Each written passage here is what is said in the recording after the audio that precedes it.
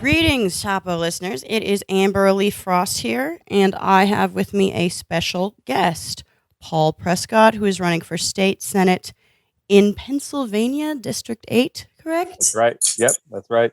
Yeah, that's a place. I've heard of that. Okay, so first question.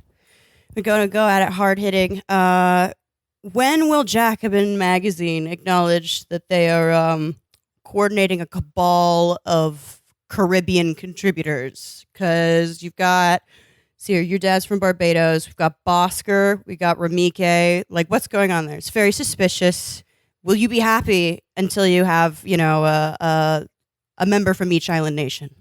Yeah, we are actually. This is an attempt to create the new West Indies Federation. Some of you might know there was an attempt in the '60s that failed, but we are reviving it, and we all know that West Indians have the best politics of any group. It is actually really fun learning about like West Indian politics, just because it's obviously different. They have a completely different relationship to capital, but also it's so small and it's so like localized. I remember like telling Bosker about like this Calypso song that was like the singer was saying that if the councilman that he had just voted for didn't lower the price of milk, he was going to beat him with a piece of mango wood. Right.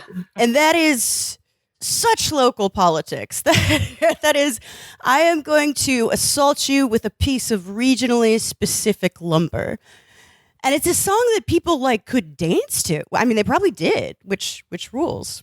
Yeah, I mean, and actually, take Barbados, for example, very tiny island. It was, and I used to live there in the summers. My dad was also a public school teacher, so when he had off, we would live there, and you would see the prime minister in the grocery store, be like, "Hey, what's up?" And like they're just like putting fruit in a bag. Not a huge place.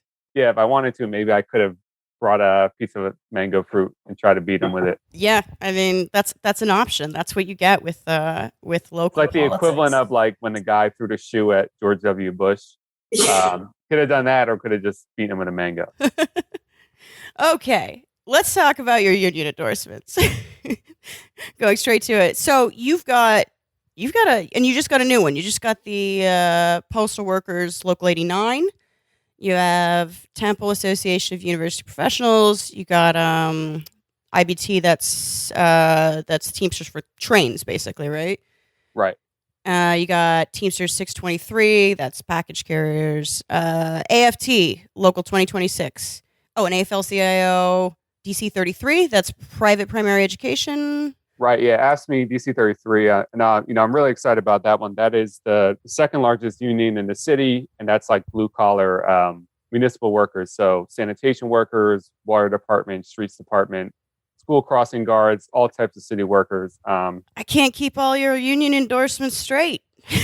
How do you get all of these union endorsements? What is it about Paul Prescod that they love? How does one woo the Teamsters? Because I know how I did it, but I have a feeling you did it differently. Well, I mean, honestly, a lot of this was just long-standing, deep relationships that I've built for years. And my background is in the labor movement. Before running for office, I was a public school teacher, very active in my own union, the Philadelphia Federation of Teachers. We are engaging in their endorsement process as well at the moment. My main site of political activity for many years was in labor, and not just in my own union. And honestly, in my DSA chapter, my focus was in our labor committee, and we built a lot of really great relationships with local unions. And, all of that kind of has very organically translated into this campaign. It's something that it can't happen overnight. Like I always say, these unions, I didn't just show up one day and make a great, dazzling speech. That's just not how it works. I don't think my public speaking is that good. But yeah, these are people that they've known what I'm about. They know this is a serious campaign. They know, like, if anything, I have to force myself not to talk about labor too much on the campaign and remember that there are other issues as well.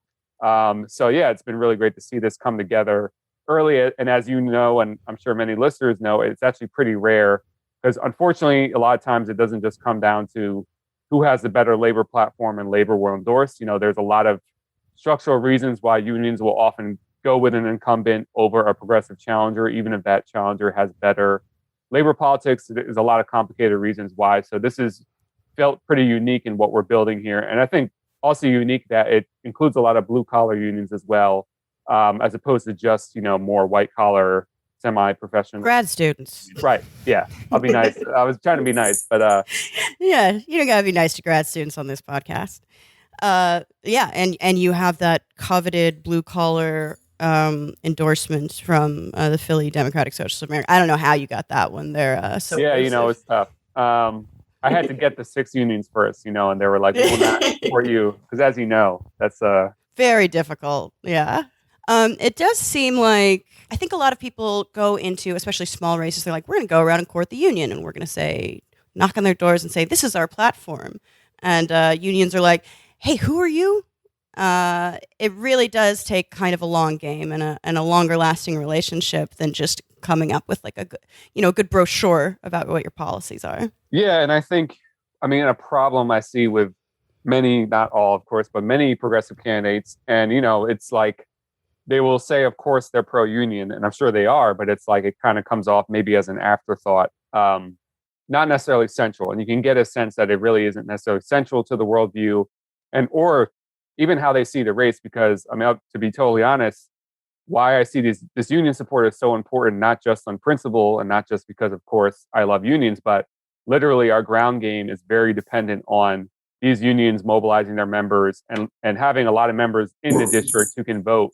And, obviously, yeah, of course, DSA, they do a lot of great canvassing. That's a big part of it as well. But I really do need these unions in order to win and getting out the vote. And that, that's a big calculation any candidate should be making. Yeah. They're also some of the only working class institutions that exist, as decimated as they are. That's kind of it. So there's constituents and then there's communities. And I think people kind of think in terms of like running an electoral campaign that they can appeal to communities, but communities is kind of a fuzzy word. What's your approach to your constituency? Yeah, it's broadly, it's really not too complicated. It's like there are issues that we know both just through living over the years, but also through conversations of what are the pressing issues people are facing. And so my district, the 8th Senate district in Pennsylvania, it's pretty interesting. It's pretty large geographically. It has tell us a little bit about it, because like Pennsylvania's too weird. It's got like the last working class city in America, and then the hills have eyes. Right. Yeah, so it's my district encompasses West Philadelphia and portions of Delaware County, surrounding suburbs. So even within West Philadelphia, there is a heavily gentrified part around the University of Pennsylvania, and Southwest Philly is more so working class, vast majority Black district. And then Delaware County, again, it is more sort of a working class suburbs vibe, but still different than what you'll find in the city. But like within that district is some of the poorest zip codes in the city and the state. Public schools that have been devastated, lack of good jobs. Gun violence is just off the charts all over the country, especially in Philadelphia and especially in my district. So you mentioned gun violence, which I think a lot of people sort of see as like sort of a right-wing boogeyman. But like if you live in a neighborhood with gun violence, is actually a very real concern. I remember someone once saying, sort of like a lefty person once saying, was like, well, more people die of like car accidents every year. And I'm like, yeah, but there is a different kind of psychic terror of someone with a gun coming to intentionally kill someone. Yeah, absolutely. And yeah, we can't ignore it. And, I know there's the temptation to say this is just being played up by the media. They're exaggerating. And I'm sure there's a grain of truth to that. And like, look, gun violence is nothing new to the city of Philadelphia, of course, but it really has reached levels that many people who've been around a long time have not seen in a very long time. And, and the kind of arrogance that comes with, maybe disproportionately middle-class group. Yeah, crime is fake. I don't see it anywhere. Right. Yeah. And, it's an extremely, and I have begun knocking doors in the district, and like, it is the number one concern that will come up. And it's extremely visceral. It's the difference between thinking about like, do I even want my child going to an after school program because now they're going to have to walk home at this time of night, or do I even want to go to the park if you even have a park in your area because of what we're worried about? So it's a very visceral thing people are dealing with in their daily lives. And of course, our answer should not be, just stick the cops on everyone and total tough on crime stuff, but we have to acknowledge that it exists, and we have to understand why just like saying something like defund the police is not going to make sense to people. And ironically, especially working class Black people who are dealing with these issues, that's not going to make sense as a way to frame the problem. No. Yeah. It seems like that zeitgeist kind of went away pretty quickly. A few cities tried it under. I think it was just basically to Trojan horse in austerity for all kinds of things. Like, we're defunding the police. It's like, it didn't help. And the only thing that happened is that the rich neighborhoods hired private security, and doesn't really solve any of the problems, does it? Okay, but Yeah. violence more broadly, I mean, it tends to like overwhelm any kind of, no matter where you are. Again, it's not some right-wing boogeyman or like middle class whatever, but violence and crime, it can kind of overshadow more positive projects. So you're running on, kind of a Green New Deal legislation program too. How do you talk about that when people are like concerned about their kids going to a park? Yeah, I mean, I try to frame, everything under the heading of public investment. And, whenever gun violence is coming up, most people understand when I start talking about, if we had better funded schools, or if we had more after school programs that kids could go to, or if people could know they could graduate from high school, not to go to college and get a really good paying union job. When I frame that to people, like, it resonates. I think people get that. And I think this kind of, maybe, I don't know, this sounds a little wishy-washy, but I think this gun violence we're seeing, I see it, and a lot of people agree, is kind of this part of this general story of a total lack of hope in the future and not seeing a future. And I think talking about it in that way and saying, like, we need to fund our schools. People need to be secure in housing. They need to be able to have a good union job in the future, something to go to. I think that makes sense to people. And there's a great analogy we can use in this area, because in an area called Lower Merion, and it has one of the wealthiest school districts in the state, very affluent area. It's very, very close to West Philadelphia. I mean, you could walk to it. It would take like an hour, but it's very, very close.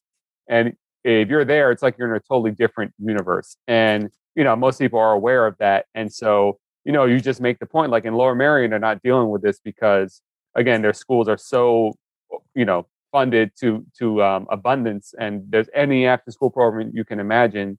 They're not dealing with these same issues, but that shows that it's very possible to do this. And you can get a glimpse of what life would be like if we did have that kind of public investment. Yeah, there is kind of a benefit to living in a city, no matter how like unequal it is, just in terms of you can point to, it's like, hey, well, the money's right there. I'm looking at it. It's, 3 blocks over. Yeah. And there's also, looking at the University of Pennsylvania, an Ivy League school in my district and I wrote a Jackman article recently on this, has a $20.5 billion endowment. And they are exempt from property taxes because they're constituted as a nonprofit. And so, wow, it sounds really lucrative to be a nonprofit. Right. It's great. You should check it out. So, and this is literally, a modest tax on University of Penn would bring in over $40 million to the school district every single year. So, and that's something we can point to in the district, that's saying, like, we need to force these elite institutions, whether they're a corporation or a fake nonprofit Ivy League like Penn, we need to force them to pay up, and, we can hold them responsible for a lot of the problems we're seeing. Sure. So in addition to these little loopholes of places like Penn, like Pennsylvania is kind of a tax haven. Like, they've got natural gas too, and they don't really pay anything. They do not pay taxes, yeah. Even though they apparently leave people with flammable water sometimes. And we're literally probably the second or third largest fracking state in the country these last 2 decades. And again, no taxes. I mean, is that has to be a huge obstacle, though, right? I assume there's a ton of lobbying from natural gas and anyone else who wants to set up shop and not pay taxes. This is obviously a question I know the answer to, but how much effect does that have on campaigning? You mean that kind of lobbying influence? Yeah. Yeah, well, it's interesting because in my district, my district does not include communities that rely on fracking for jobs. You know what I mean? Mm. So most people in my district, especially voters, are kind of the same opinion that it's a very basic thing to them that the frackers should be paying taxes. So now that would be a bigger influence, like when I am elected, trying to actually pass legislation to tax them, of course, would be a much more tougher affair. Does it seem like rural communities? I mean, I know, with a lot of my family, they're like, look, coal gave us jobs. We can't do anything that will make them go away. This was the last time we had union work. And, there is some sort of clinging, even though the industry is basically gone from those communities, there is a lot of fear that the only jobs in that area will go away. Is there something similar going on in Pennsylvania with natural gas? Yeah. Now, I will say, and this is something I've found out more and more through talking to people that are actually more so in those areas, is that they've actually found that a lot of the workers in Pennsylvania fracking are actually from Texas. Not all of them, of course, but there's actually a large portion of people that are not necessarily Pennsylvanians. But yeah, I mean, it is a problem. And this is actually why, and some people in the environmental movement might, really disagree with this, but this kind of just happened organically when someone asked me a question of it, where it's like, in terms of how would we transition away from fracking, it can't happen overnight, right? And it's like, obviously you don't want to parrot industry talking points, but like you said, there are many, many communities that like totally depend on this for their economic livelihood. And I think the most realistic thing we could do is start taxing them heavily and use that money very specifically for an actual transition program that is real and is heavily funded. And, we need a real actual plan for that. And then I'm working with my research team to roll out a very specific plan of like, what exactly would that look like? How would we fund a real transition? Now that position is technically different than an immediate fracking ban, but that's something we have to think very seriously about. Like, I don't think we could just shut it off overnight, right? We need a plan. Yeah. We need to work through.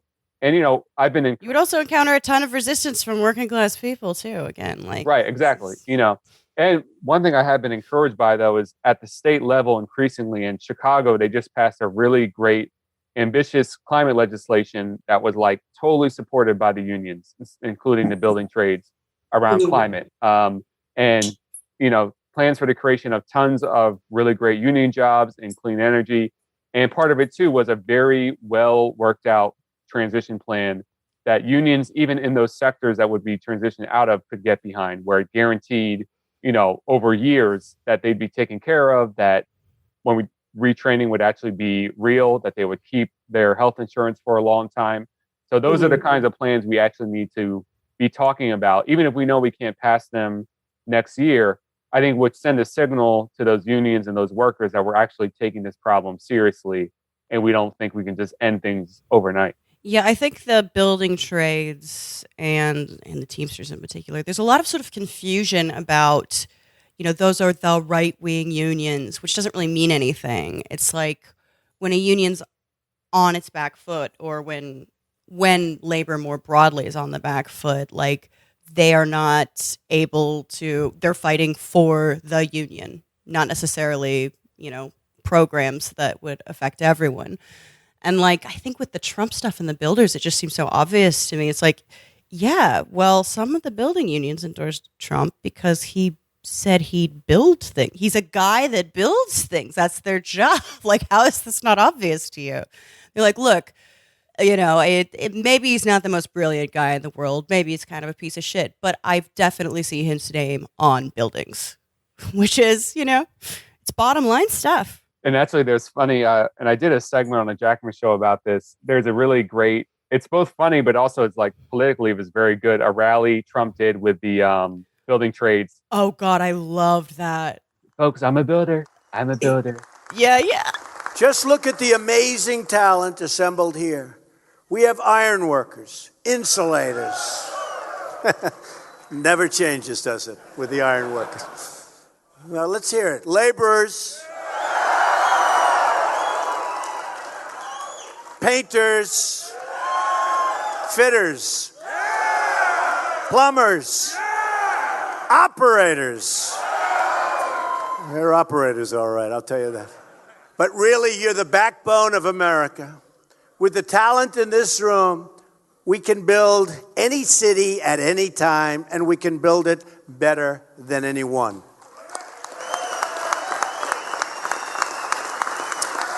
But we're going to do even better than that. Together, we are going to rebuild our nation.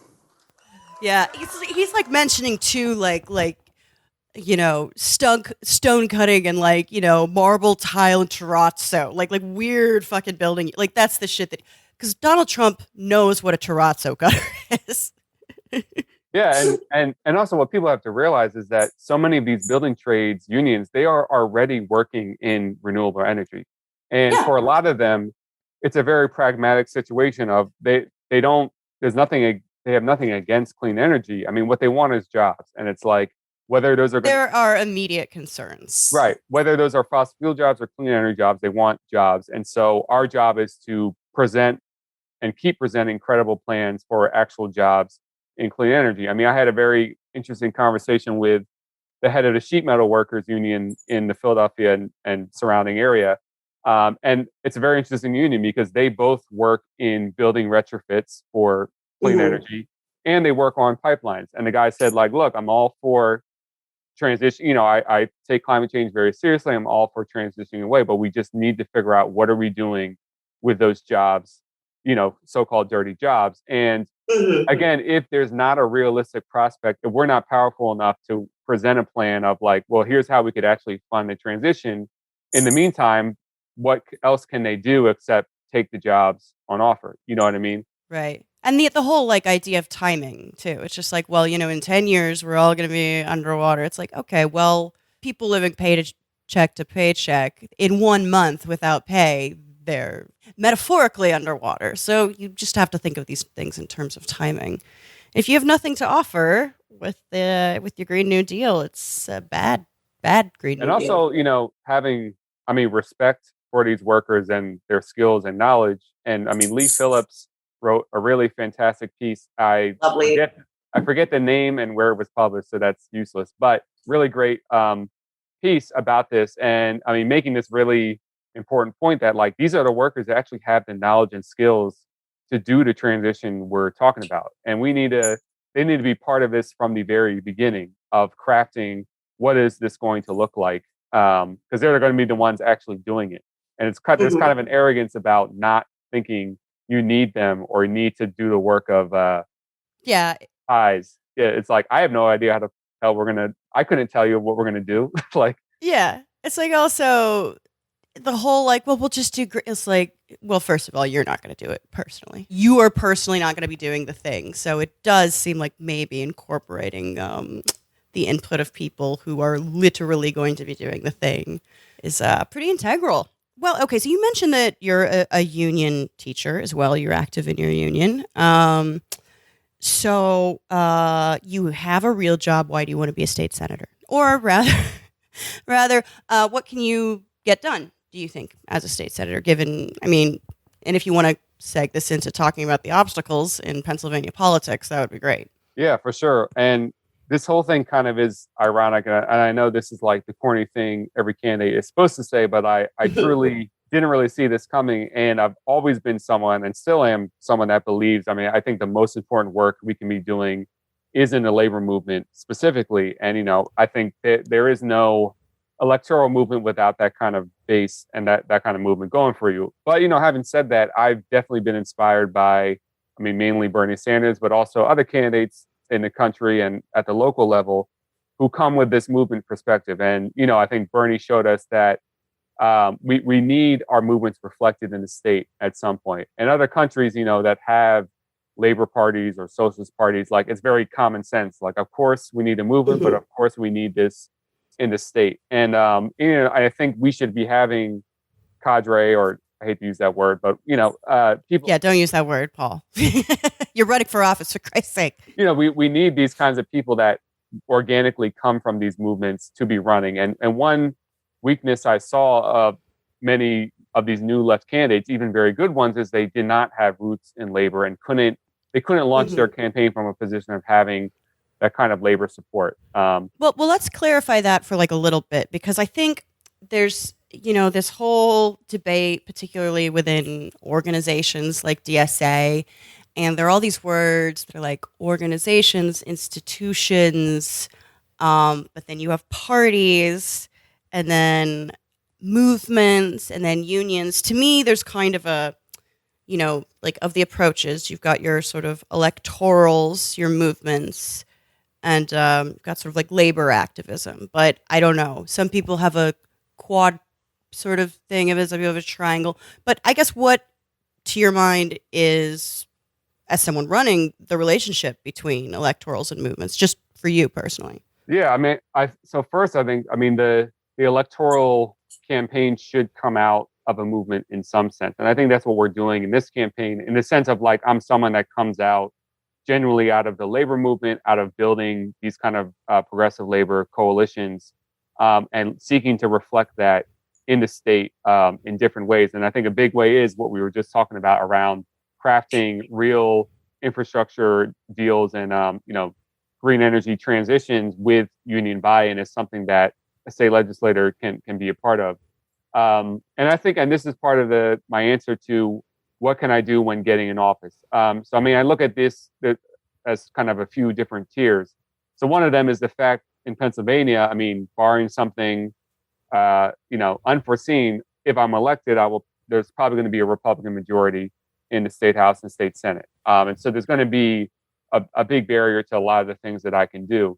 But this is where I think this idea that, Bernie put forward around this organizer in chief thing is very important in situations like that. Whereas whatever is happening or not happening at the legislative level, if there is a strike in my district or in the area, taking a very different approach to that than a traditional politician would be doing, and really seeing my role as like everything in my power, using all the resources at my disposal to tip the scales, in favor of those workers in that struggle, and to do my best to organize constituents around that in different ways that haven't been done before. And that, of course, could be true of whether that's a housing fight or something else. And I think bringing these coalitions together for the long term, and again, I keep coming back to this around green energy transition, and this is what we've seen in some of these states, because not just Illinois, but also New York, Maine, Connecticut, they're starting to get this train moving in a very good direction of getting labor truly on board with this stuff. And state legislators have been in the middle of that and been part of convening that coalition together and moving it forward. And I think that kind of stuff, where it's like, even if we don't pass it this year, we have worked out a genuine plan with the unions that we can get behind, that we can keep pushing for in the future. And, really being central on that and putting labor at the forefront in that way. These are all things you can do, even if you can't pass legislation to reflect that yet. You know what I mean? We're laying brick one at a time. Right. And also, I mean, and these looking for certain openings. I mean, the issue of nuclear power, I mean, this is another controversial thing in the environmental movement, but I think there could be room in the state where, around saving nuclear power plants, you could actually get some bipartisan support. I mean, forcing University of Penn to pay taxes could surprisingly get some bipartisan support. I mean, so. Oh, I think you could get some bipartisan support. That you just go to the Republicans and say, these kids with their basket weaving classes and their right. their trigger warnings, they don't even, the people that sell this to your children don't even pay taxes. And then, Also, I mean, and I'm getting very ahead of myself, not even having won this election yet, but thinking more long term. I mean, I think what our elected officials in this position also should start doing is, I mean, really testing the theory that we've been having, is that you can run a candidate in a so-called red rural working class district with a Bernie style program. If the right kind of candidate and the right kind of campaign, they can win. And I think as elected officials, using our resources to find that candidate, and this could work several ways. I mean, let's say you get some good infrastructure projects done with certain building trades unions. You find a building trades member in a so-called red district and run them on a program of infrastructure, funding public schools, that sort of thing. And this is actually the story of how maybe we can start flipping these districts in the way that we want to do it. And, elected officials have a role to play if they choose to use their resources and clout and political capital to do that, or even have the idea to do that. I think it would be possible in the medium to long term. Okay, so let's wrap it up with a final question that I think is very important. If elected and you fail to deliver, what will Filthy Delphians beat you with? What will be their mango wood bat? Okay, that's a good You got to one. think about this, man, because they're an angry people. Yeah, I mean, the real answer is probably like any sharp metal object in the vicinity of anyone. But I think, They're opportunists. yeah, the Super Bowl cup, the trophy, Super Bowl trophy. There you go. That'd be a good one. Cheesesteaks, they could like throw them at me. Yeah, it wouldn't hurt, but it would be disgusting. You'd be covered in cheese whiz. Especially if there was a high volume of them always. Yeah. I mean, it's just get annoying after a while. But yeah, those are the top ones that come to mind. But yeah, really, For probably sure. the most sharp object in the closest vicinity would be it. I don't want to stoop. I won't stoop to the level of Ben Simmons. I think he'll always be the most hated person. So I'll use him as like the shield. I won't. Like that guy, yeah. Well, I think you'll be safe. But thank you so much for joining us and talking to us. And we will post up a link to your fundraiser, Friends of Paul Prescod. And I think you got a shot. Best of luck. Yeah, thank you so much for having me. And why the blasted milk so dear? I want them to remember we support them in September. They better come good because I have a big piece of mango wood.